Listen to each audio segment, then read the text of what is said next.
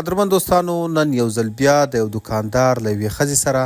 تازه لوڅه او بربنډه د بدکارۍ ویډیو راغلی ده چې په سوشل میډیا یې سمه غوغا جوړه کړې ده. د دغه دکاندار او دې ښځې دغه لوڅه ویډیو موږ ته هم اوس په لاس راغلی ده، نو ومو غوښتل چې دلته یې له تاسو سره شریکه کړم. که غواړئ چې د همدې دکاندار دغه پوره لوڅه او بربنډه ویډیو وګورئ او په اړه یې پوره معلومات ترلاسه کړئ، نو له موږ سره په دې ویډیو کې تر پایه پاتې شئ. او که زموږ په چینل نوي یاستئ او یا مو هم تر اوسه زموږ چینل نوي سبسکرایب کړی،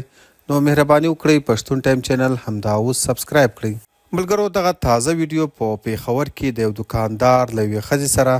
همدا غلط کار کوي چې ورڅخه ریکارډ شوې ده، خو دا معلومه نه ده چې دا ویډیو چا ریکارډ کړې ده او څنګه په سوشل میډیا بیا اپلوډ شوې ده. ملګرو، اوله پوښتنه دا ده چې دغه ښځې ولې دومره مجبوره شي چې د یو معمولي څیز په بدل کې د پردو سړو سره په بازارونو کې له دغو بې ضمیره دکاندارانو سره بدکاري او دغه غلط کار ته غاړه ږدي. قدرمن دوستانو، په سوشل میډیا که مو فکر کړی وي له د یوه کال راهیسې هره ورځ یوه نه یوه په بازارونو او دکانونو کې د دغو پښتنو تورسرو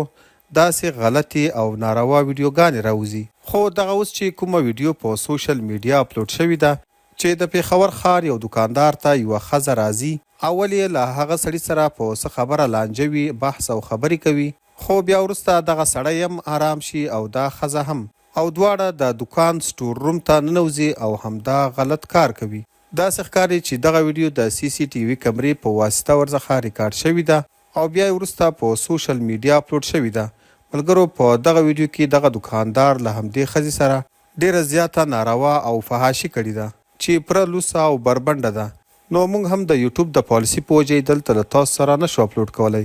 که د ثبوت لپاره د کوم ملګري په کار وي زموږ چینل سبسکرایب کړئ، موږ ته کمنټ وکړئ، موږ به د دغه دکاندار او دې ښځې پوره لوڅه او بربنډه ویډیو تاسو ته درولېږو.